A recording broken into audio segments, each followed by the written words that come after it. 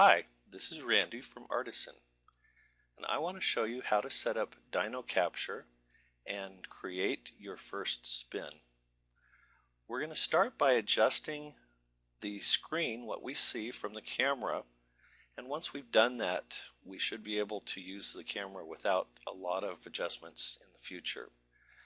You'll notice that the background is not a pure white, and you'll notice that there is a slight flickering to the screen. We're going to adjust the program for both of those problems. Up in the right hand corner of the preview window there is a small wrench icon. We're going to click on that, and that gives us our camera properties.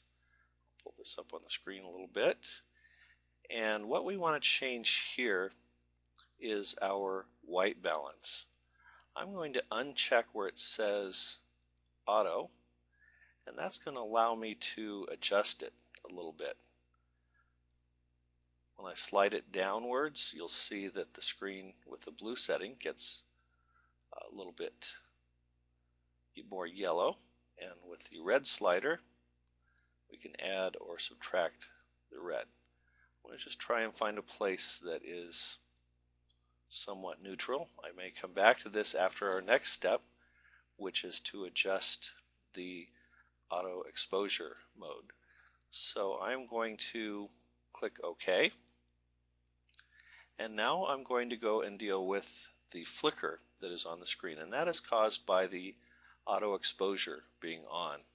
If we click on this and move our mouse down into the little box, I'm going to leave the little button on selected because that's going to allow me to adjust the luma, which is basically the brightness, from 60 upwards a little bit, so my background starts to get a little bit whiter as the brightness goes up. If I take it up too far, my piece is going to start washing out. That's probably a little too far, so I'm going to take it back down to where I'm just barely seeing the detail of the platform in motion. That's probably a good point right there for the lighting I have set up. Your numbers will be different based on the additional lighting in your room. Now that I've adjusted it, I'm going to come back, click on the auto exposure again, and push the radial button off, and that will leave a constant setting so that the screen is no longer flickering. Those two simple adjustments are all we need to do to be ready to capture our first spin.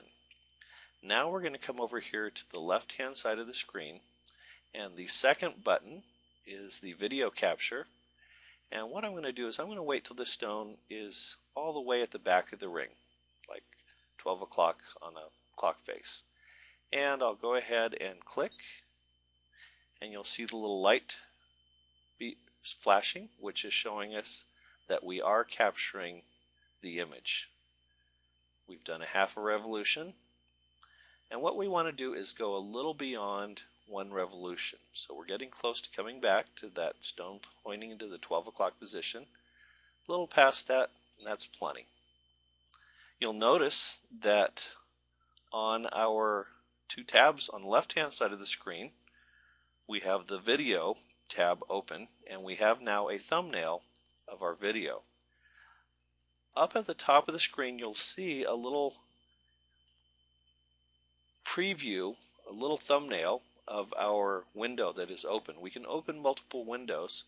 So now what I'm going to do is click on this video that we've created. I'll double click, and you'll see that its little thumbnail opens up, and we are seeing the same identical ring, but you'll notice that the little progress bar slides across this because this is a video, and I can hit the pause button to stop it, and I can slide this back and forth and look at different points in that timeline. But really all we need to do once we've captured our spin is click on the video thumbnail on the left hand side here once, and you'll notice it now has a little blue border around it. Once that border is selected, we can click on the little disk drive icon for save as. And what we want to do for the ArcSpin software is save this image as a different type of file format. The default is WMV for Windows Media File.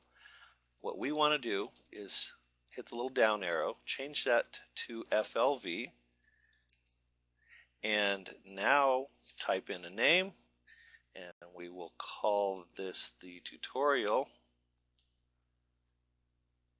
ring.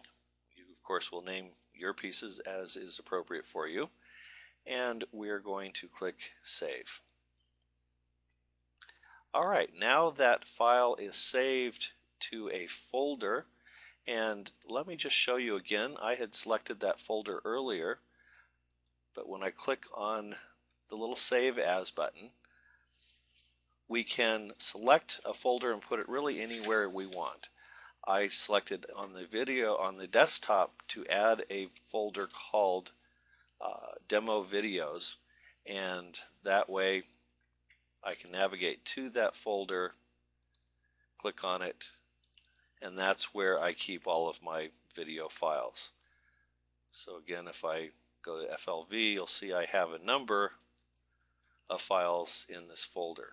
So we're just going to save to that folder. It's important that we know where it is, so when we start working with ArcSpin, we know where to look for our files. So I'll cancel that out. I just want to show you the other feature, which is the photo.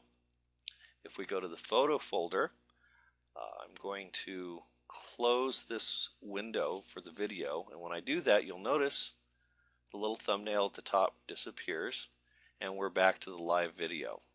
If I want to take a picture of this at some point, I just go ahead and click on the camera icon, and I have a still image. I can click anywhere along the spin of the ring, and I will get a different view. Useful if you need to save images for a client, just a still image to quickly email to them. Although, as you'll see, saving an ArcSpin spin is just about as easy and gives you that powerful spinnable image to send. Now, same as before, if we click on these, we have the ability to save them as. When we're done with images in this folder, if we get too many, we can click on the trash can and get rid of them. You just select which one you want, save, or delete. There are other icons here that do other things. Those icons are described in the help files and the user guide, which will give you comprehensive instructions about everything in the DinoCapture software.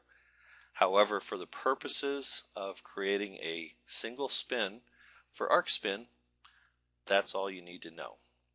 Thank you, and the next video will cover uploading that video to ArcSpin.